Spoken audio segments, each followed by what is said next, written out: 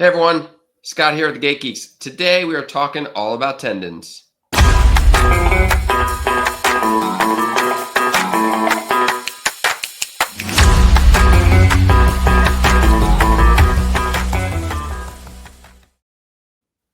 Hey guys, Scott here. Ivo alongside of me to my, I don't know, right or left, whichever way I'm looking at the screen here. Today we are going to be talking all about tendons, and we're actually going to be talking a lot about this article right here that was written by our good friend Tom. And you can actually access this on his website for free at humanlocomotion.com. And it's a great little exercise article that he wrote regarding exercise intervention for the management of tendinopathy, and it's an overview. And we're going to kind of give our little 2 cents into the article and kind of things we've took away from it and things that we do to implement these type of strategies into our practice. So Ivo, thanks for joining me. What's going on? Yeah, so this is out of the Journal of Contemporary Chiropractic. It was just published this year in 2025. It is a free download if you go to Tom's site, humanlocomotion.org. Oop.org. I apologize. Yeah, Yeah, .org. you can go there and do that. The focus of it is somewhat on Achilles, but it's applicable to a lot of tendon stuff.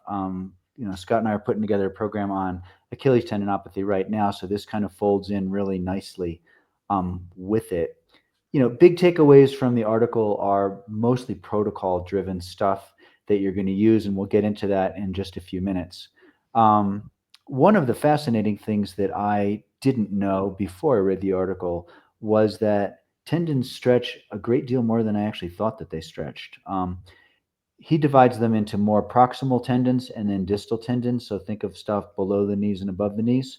So the stuff below the knees can stretch up to 11%. Not that the Achilles is going to stretch that much, but can stretch that much. Whereas stuff that's more proximal, muscles that I deal with on a daily basis, things like the multifidus, rotatories, piriformis, some of your smaller things, only stretch an average of about 2%. And this overstress or this when you exceed the capacity of the tendon, when we start to get problems, that creates microvascular changes. We start to see breakdown of the individual fibrils, filaments, and fibers in the tendon, which create the problem.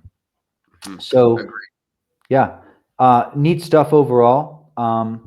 Big things are, a lot of the studies are done on rats and that kind of stuff.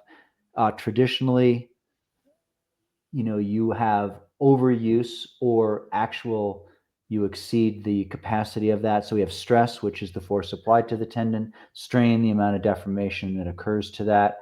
And if that exceeds the capacity of the tendon, then we have an injury. And then because tendons to a large point, particularly like we'll use the Achilles, for example, there's watershed zones where you don't have as much blood supply. So the vascular changes aren't going to be there. But a lot of it has to do with the physical stimulation of the tendon itself, which can actually promote the healing response. So this can be done either physically with your hands, you're doing like cross fiber massage or active release or some technique like that, or it can be applied with exercise. A lot of the rehab is focused on heavy duty eccentric exercise for tendon repair. And evidently, and I wasn't aware of this till the article came out either, 60% of those people are still having problems 5 years later.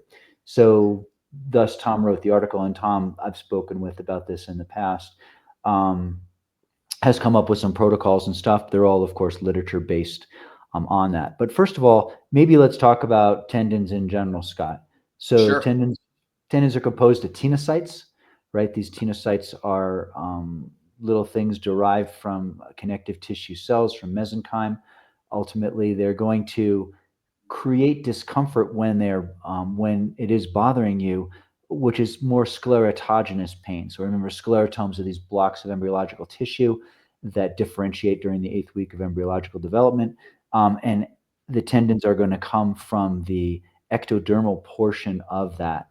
As a result, they drag the nerve innervation from that segmental level to that area, and when they are irritated, it provides or gives you a dull, achy, boring kind of pain.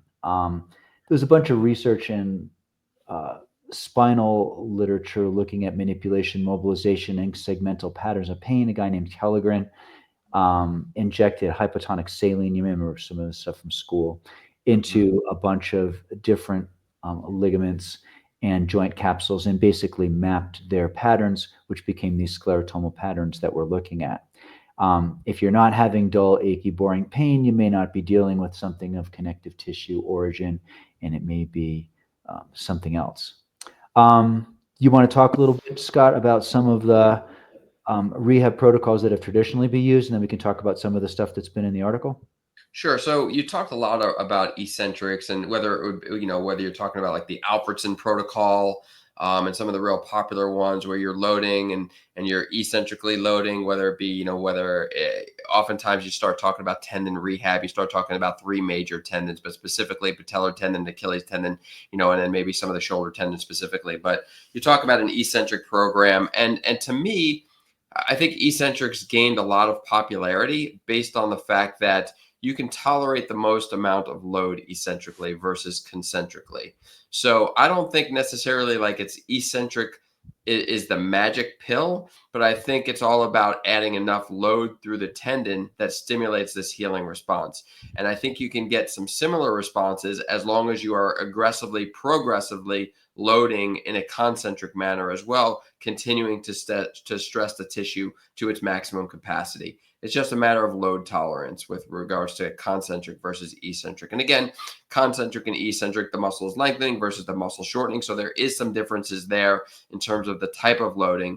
But generally speaking, you have concentric, you have eccentric, and you have isometric, and then you have some plyometric. And I think all are important in terms of loading in those type of ways for a good healthy tissue or a good healthy tendon to return back to the recreational or advanced levels of tendon function that a lot of people require. So personally, I'll say that I don't necessarily only hang my hat on one of those type of loading modality techniques, let's say, when I'm doing my rehab.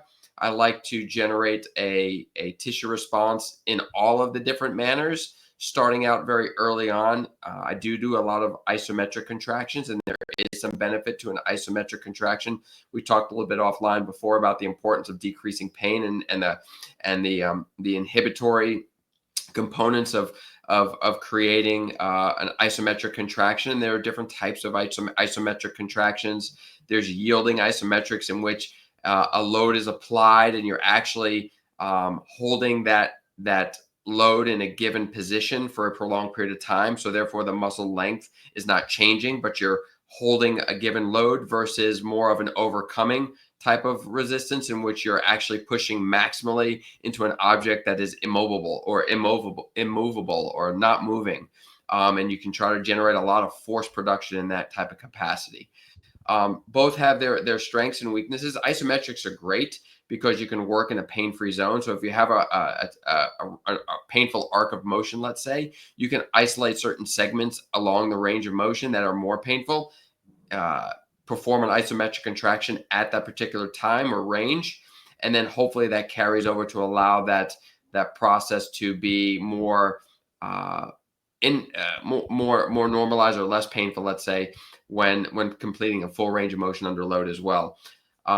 But again, different ways in which you can do the contractions, whether you do them slow or fast. Slower contractions tend to be more force generating contractions, whereas higher speed contractions tend to be more sports and activity specific types, like running type of preparation type of loading patterns. Again, they both have their time and their place. All of them have their time and their place. You can use metronomes to help guide the contraction rate. That's another cool little trick that people often use. And I think Tom talked about it in his article. I use it all the time. You tend to think about more 60 to 80 beats per minute being more of the power generating type of speeds. And then in the 120s, 130s, 140s, you start thinking more of the plyometric, more of a bounce, more of an athletic type of response. Both, again, are important. In order to be super athletic, you got to be able to create a lot of force. But again, that tissue, that tendon needs to be able to load, store energy, and explode. And these are ways in which we can do that.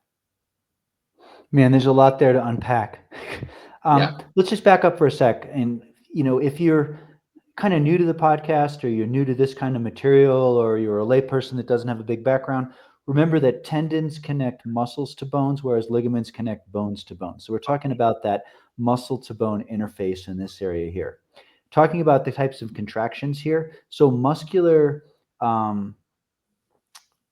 rehabilitation, I guess, is going to be specific as to one, the type of contraction, whether it's isometric, in other words, the muscle's not moving, same measure, we're going against resistance, fixed resistance and holding it in one position, isotonic, where we're taking the same amount of resistance and taking it through a range of motion, or isokinetic, which is sort of an artificial lab type of rehab, Cybex, Biodex, things like that, are that where speed is held constant. And each one has its own things. Isometrics generally generate the most amount of force in the tendon, so or in a muscle as well. So we get this interaction of actin and myosin, the individual proteins in the muscle, which have to act together. With isometrics, we get the maximal amount of interaction between actin and myosin, which are proteins. We get more protein replication. We can get larger amounts of hypertrophy of the muscle. The thing to remember about isometrics is the strength that you're going to build on each side of that muscle, okay, which ultimately is attaching to the tendon, is going to be about 10 degrees on each side of the point of application. So if you want to do isometrics, you technically should do them every 20 degrees through a range of motion rather than just doing it in one range of motion. Otherwise, you're really only technically changing it 10 degrees on each side of the point of application. Isotonics, lifting like a dumbbell or doing like an RDL or something like that with a constant weight, they're about 15 degrees to the point of application on each side of that. So if you're doing a range of motion from 90 degrees forward flex to upright, you're going to get bleed over 15 degrees on each side there. Generates a little less tension in the muscle, a little less tension in the tendon. And then, of course, isokinetic speed is held constant. Scott talked about plyometrics a little bit. That's sudden explosive types of movements. And I totally agree with you here that when we're doing these rehab protocols, we have to make sure that we are preparing these people for life and physiology. Okay. If you sit at a desk, okay, all day long, then isometrics are going to work really well for you because you're only in one position. But if you're an athlete and you're moving about and stuff, we really need to incorporate all of them. And there's advantages physiologically to doing each kind of contraction. This article talks a lot about isometrics and how they can help to flush out some of the fluid in the tendon. And if that fluid isn't flushed out of the tendon in that area, then the tenocytes, the individual cells in between, do not activate. And the tenocytes are the cells which are ultimately going to build more tendon. Tendons are made of collagen, okay, largely type 1 collagen, and it's going to build more of that. So 1 is kind of for tendons, joints, tendons, skin, that kind of stuff. Type 2 is more cartilage. Type 3 is more what's found in our vasculature and our organs and those sorts of things. So going through, I think there's 3 sort of things that we need to remember to stimulate these tenocytes and get them excited or keep them excited. Number 1 is we need to get rid of some of the fluid in the tendon so that this can happen. And what happens is that kicks off an enzymatic reaction.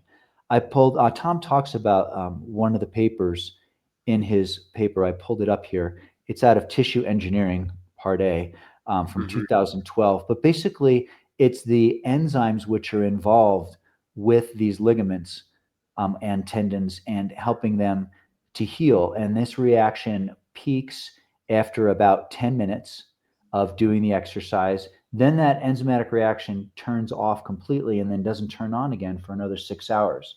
So this could make a good reason for us when we're going to do rehab to think about exercising that 3 to 4 times a day and separating that by at least a 6-hour time frame in between. And also because we want this enzymatic reaction to occur, and that occurs 10 minutes post-exercise, to try to get my sets in and then have my rest period that's going to be prolonged somewhat after that, not like exercise and then 10 minutes do the same exercise again. So the first condition is getting rid of this fluid, and the isometrics are very, very good at that. The second is creating actual friction between the tenocytes within the tendon. Now, if you think about, if we have fluid, we think of fluid kind of as a lubricant, right? Although when we have an inflammation of a tendon, you have a lot of hypervascularization, a lot of excess fluid in the area. So getting that out of there is going to help from an enzymatic standpoint, but also from a physical standpoint, that if I get rid of the fluid, I have a little bit more friction. If I have more friction, the tenocytes are going to be able to do their thing that much better. So the friction is the second component. And the third is making sure that we're not getting inhibition. So if a tendon, if anybody here has sprained a tendon or a ligament for that matter, it's painful when you weight bear or when you're trying to exercise or doing something like that. That pain kicks off a reflex, okay, for joints that are called arthrokinetic reflexes. Um, and it will turn off whatever musculature is crossing that joint. Illes and Stokes looked at this back in the 90s with spinal rehabilitation, and that's when Mayer and Getchell came out with all their research looking at specific things, not only with transversus abdominis, but also the small intrinsic musculature of the spine. But You being see able this a to lot with the knee as well. Any type of swelling in the knee causes significant quad. exactly, yeah. And there's a bunch of studies looking at patellar, same Mhm. idea. So if there's pain, okay, or swelling actually, because swelling will inhibit muscular contraction as well. Correct. That sends a reflex down, it's descending inhibition. So those 4S fibers that come from, the precentral gyrus are not going to be able to fire. And if we can't fire that, then we're going to have to use a different muscle, a synergist maybe, or an other muscle to do the job of the other one. So like what I like to tell my patients a lot of times is like, oh yeah, you're trying to use a butter knife instead of a Phillips head.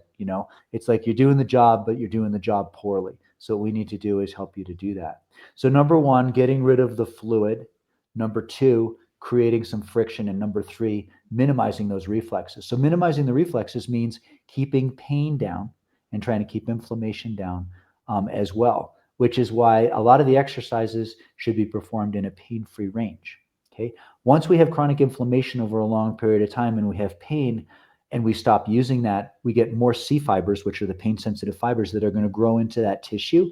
And then that tissue is going to become even more tender and people will develop hyperalgesia to the area. In other words, super sensitivity. Go ahead, Scott. I'm gonna jump in though. So oftentimes, but I agree 100% with what Ivo's saying, with what you're saying. However, what we found in a lot of our world of tendon rehab, dealing with tendinopathies, tendinosis, etc. Getting rid of pain is obviously a goal, but just because you have pain doing an exercise, I don't necessarily believe it is a reason to stop doing the exercise. I think we've found that having a little bit of discomfort, loading a particular tendon Mm-hmm. is to be expected and isn't necessarily a bad thing if you can create enough load through that tendon to try to Mm-hmm. reorganize that tissue matrix. So, oftentimes people, because if pain was your issue and every time you go to, get up on your toes, it causes you pain, then you may not do anything. And just because, pain doesn't the absence of pain doesn't always indicate a healthy tendon. So, Mm-hmm. you can have a very unhealthy tendon that is pain free. If you do have pain doing an exercise in which the tendon itself is unhealthy, it doesn't mean you need to stop doing that exercise. It means you might need to modify how you do it a little bit, but getting some adequate load through that tissue Mm-hmm. is a beneficial process that I think we need to keep in mind as well. Agree with you 100%. I think we're just defining pain differently. Yes. So I think that discomfort during an exercise is fine and probably necessary. And I think that's actually what you're referring to. Yes. Pain, I'm talking about like so much that you're having a difficult time performing the exercise and you Mhm. remain extremely sore post exercise. That's what I'm Correct. talking about. No, So a that is level of that's discomfort correct. is fine. So pain is Correct. discomfort's acceptable. Pain is not acceptable. And that's, I Correct. think, what I was going. Plus, when Yeah. you start to kick that pain reflex, the muscle is going to inhibit. You're not going to be able to contract it Shut down anyway. anymore. Correct. You're not going Correct. to be able to take it any further. Right, Correct. exactly. Correct. So Correct. just looking at that, interestingly enough, in this study, they looked at people doing transcranial magnetic stimulation and how they were using that to basically suppress these descending fibers, coming from the cortex going down. So one of the things we like to suggest to everybody that's listening here is get an MRI unit in your office and have everybody exercise within the unit while no, I'm kidding. Just as far as I've never tried transcranial anything as far as stimulation, whether that be laser or anything else, even though I know there are a lot of people out there that are messing with that. But interesting concept as far as how when you shut down part of the cortical aspect, it made a really huge difference in that. I mean, I guess you could give somebody, you could capsaicinize people and the joint you're trying to do and cut all pain from that. The question would be, does that decrease the amount of cortical inhibition coming down? And I haven't seen any studies in that, but that would be an interesting thing to look at.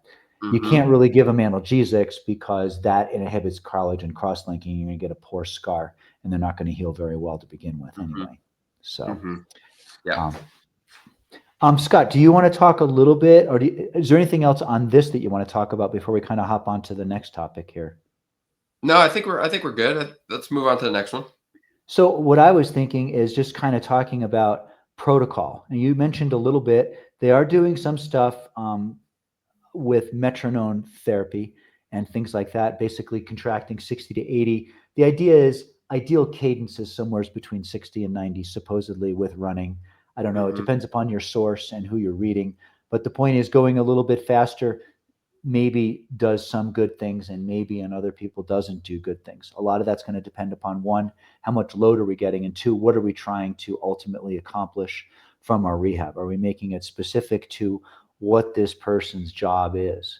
You know, like again, if they're a desk jockey and they're literally sitting, then we really don't have to go through plyometrics and things like that. If they're a sprinter or runner or somebody that's, you know, throwing things from one area to the other, or a cement worker or whatever, and they're going to rely on that, I think we have to use this combination of things. Scott, can you talk a little bit about some of the protocols you use? I can talk a little bit about how I do it here, and then we can kind of go from there. Yeah, so if I'm looking to, number one, I start oftentimes with trying to limit any type of discomfort that's in the tendon as best I can. And I use isometric holds for like 45 to 50 seconds, several sets of that to accomplish that. And I'll do it at different ranges, like you talked about, in the range of different positions along the range of motion. To backtrack a little bit, it's interesting. Whereas if you are able to test somebody isokinetically, you can see potentially where their strength lapses, and you can then target those specific regions with isometrics. Or if there's a specific area along the range that they have pain, usually indicative of where they're weakest, not always, but most of the time, you can target that range, do your isometric holds at that particular position, and then move on to other type of loading exercises that may then be less painful as a result of what you started with, which is the isometrics. Hang on one sec right there. So just talking and piggybacking exactly what, I think you're talking about here, and this is something that we do. Let's just take shoulder abduction, supraspinatus rehabilitation. You have a painful arc between 90 and 110. You exercise them up to 90, you exercise them above 110. You're avoiding the pain-free range or the painful range in trying to optimize that painful range. And with the physiological overflow, we're catching that spot in between. Correct. Or you can, even if you wanted to just do some isometric contractions at that end range, even bleeding into a little bit more of where the painful range is, maybe you can do some submaximal isometric contractions. Because just because you say it's isometric doesn't mean it's a max effort. You can do submaximal isometrics as well. And if that creates a little bit less pain, you can then over time titrate a little bit more force through that contraction to hopefully, decrease that gap that we were seeing before. So that's one way in which you can utilize that. You can do isometrics, especially if we're talking like the Achilles, not to go too much into detail with that, but you can do isometrics for the tendon with the knee straight and the knee bent. The tendon is the tendon, but again, the pull from the gastroc and the soleus is going to affect that tendon. One may be more discomfort or more painful than the other. We know that more force can be generated into plantar flexion if you're coming from an extreme dorsiflex position versus a terminal plantar flex position. Inducing force into further plantar flexion is going to be a little bit more weakened. So you can find out again where you are along that spectrum of range of motion. Where is somebody lagging? Where's their pain? Where's their strength deficits? And really isolate some of those regions via isometric holds. If you're looking for pain response, 45 seconds to 50 to 60 seconds is ideal, but that doesn't mean that every isometric contraction needs to be that long. You can do significantly shorter durations of isometric contractions and just do more of them to create a different type of response, like a more forceful response. That if you're creating a 45-second contraction, there is no way you're going to be able to hold maximal force for 45 seconds. It's extremely difficult to do so, but you're able to do that maybe with shorter duration bursts, which again, given the athlete or the patient a little bit more time to recover in between those reps, let's say, you're going to be able to maximize some strength benefits that way. What do you think, Scott, about taking what you're doing and then adding BFR on top of that? I do it all the time. I love Yeah. it, especially at a submaximal contraction. Because the beauty about BFR is also there's a pain reducing response created, an analgesic response created by the blood flow restriction cuffs. So ideally, blood flow has gotten blood flow restriction has gotten its merit a lot of times by submaximal contractions. That doesn't mean that a more of a heavier load contraction isn't more beneficial. It can be, and it has been shown to be, but you get good benefits into hypertrophy at anywhere from 20 to 30% of your 1 rep max. So doing contractions with the BFR, let's say in a painful region, can be helpful. There are some studies actually showing now that blood flow restriction therapy can also not only target the muscle, but can also be beneficial to the tendon in terms of increasing its tensile strength and force application. So I think all of that is important. A tendon,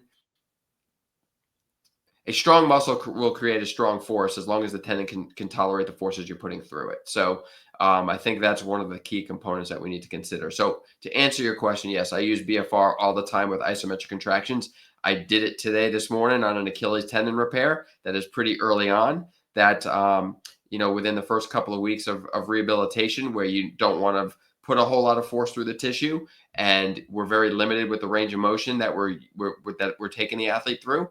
I'm keeping them in terminal plantar flexion with BFR and doing some isometric contractions, submaximal at terminal ranges of plantar flexion to, again, stimulate some calf, but at the same time also get a little bit of force through the tendon.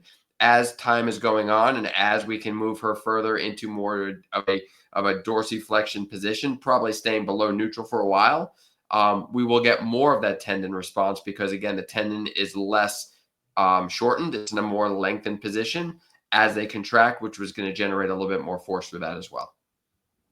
What do you think, Scott, about people performing an isometric in a lengthened position as opposed to a shortened position? I would much rather produce the isometric contraction at a lengthened position because, again, you can create more force there. But early on, I think if you're dealing with an unhealthy piece of tissue and keeping that tendon in a little bit more of a slack position, I think you can do it a lot safer because the force you're generating is a lot less. Yeah. The isometrics do exert a lot of force on the tendon as well as on the muscle, which is why they're excellent for building things. As Mm-hmm. far as making muscles bigger, muscular hypertrophy, with all of those things, we're going to see increased mitochondrial content that's going to occur in the muscle over time, increased number of type 2 fibers. You're going to see more neovascularization that's going to occur. Of course, you're going to get more with aerobic, which is why you kind of want to mix this up. And we were talking before about mixing up your types of contraction, not just with isometric, but also with isotonic. And if you have access to isokinetic, you can sort of do isokinetic on some of the exercise bikes and stuff where it's holding your rotation. We use an upper body ergometer quite a bit in the office, and you can lock the speed at which they can go, and they can increase force generation. So A again, lot that's of an these new isometric. machines, yeah, a lot of these new machines that are coming out with this electromagnetic type of force application, they're inducing settings that are kind of this isokinetic setting, which is you don't set it at a certain speed. Basically, the speed gets kept constant regardless, and it depends on the speed at which you're pulling, or the amount of force you're generating will keep that speed through the range constant. So if you're not generating a lot of force, it will move you through the range at a very comfortable pace. But if you are generating more force, it's a lot more difficult to kind of move it through that range at that pace. So a lot of those machines they're not your typical Biodex or Cybex or other type of isokinetic machines, which are super expensive, where you set a given speed and you can either go really fast or really slow. But some of these others are allowing you to keep your rate of contraction at a constant. Yeah, the problem with a lot of isokinetic rehab, and we found this when we were doing spine stuff, is that a lot of those machines now, I don't know about the modern machines now, but they top out at about 120 degrees per second. No, the modern ones now. So we get ours. We do some biodex testing, especially at the knee. We typically go to 180, but you can do it at three. I have done it at 300 degrees per I second. was going to say, because physiological motion begins around 300 and then goes up from there. So if Mm-hmm. you're exercising them at a lower range, you're not really doing that, type of contraction, speed of contraction, So as far as that goes. so when we do strength testing, when our clinic and our clinicians do strength testing, let's say for the quad, which is in the hamstrings, which are probably the most common, especially following like an ACL reconstruction procedure, where people use those testing um, um, uh, responses to dictate whether somebody is ready to return to sport or not. We can have a whole other debate on that question, but typically the lower the speed, so typically in ranges of about 60 degrees per second, you're really looking at force generation and strength. Whereas as you get into the more of the 180 degrees per second and higher, you're really working on muscle endurance at that point. Yeah, that and proprioception, as far as that goes. Excellent. Excellent.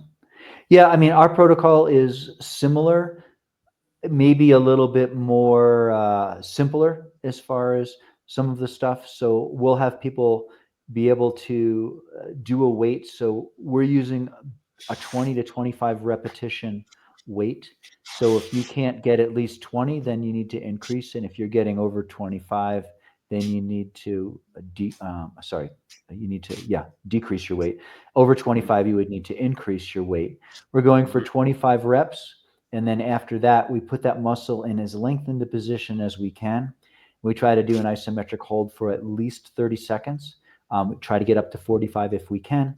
And then we do a 1 minute rest. We try to do 4 repeats, and then we try to have the patient do that 3, 4 times a day. Realistically, most people get twice a day. Most people get 3 sets, but it's Mhm. very effective.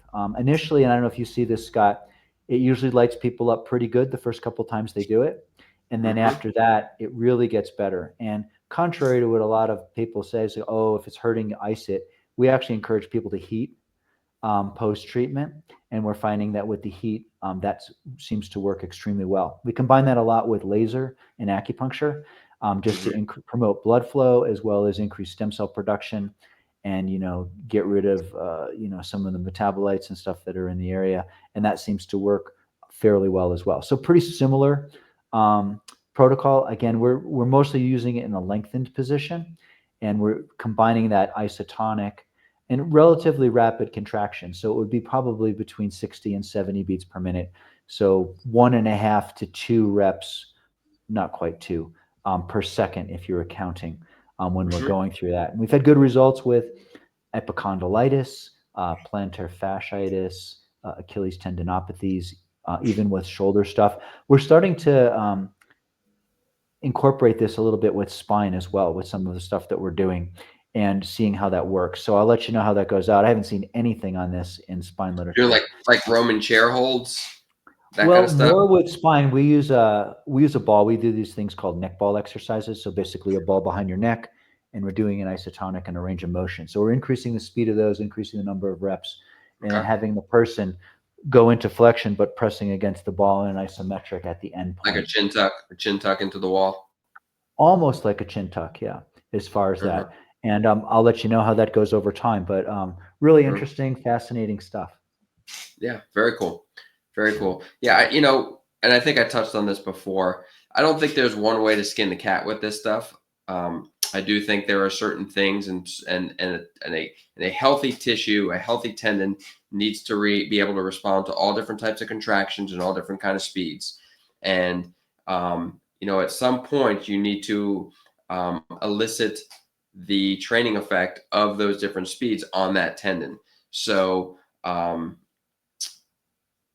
I like a very, very varied approach. I may spend, one exercise during my session doing, more of an isometric type of contraction, or like you said, like doing an isotonic with an isometric at the end.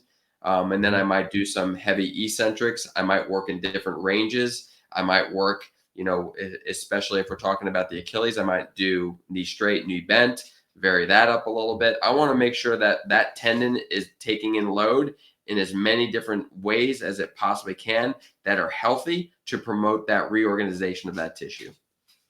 Yeah, and I think we'll talk about that definitely more in the Achilles program that we're putting together. But just the fact that you have to have that force traveling through the entire tendon, through the entire range of motion.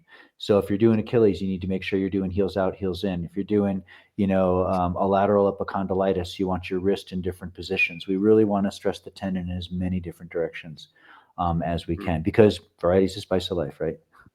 Yep. All right. Very good. Cool. All right, guys. Well, if you have any questions, by all means, reach out to us at thegategeeks.com or on Instagram at thegategeeks.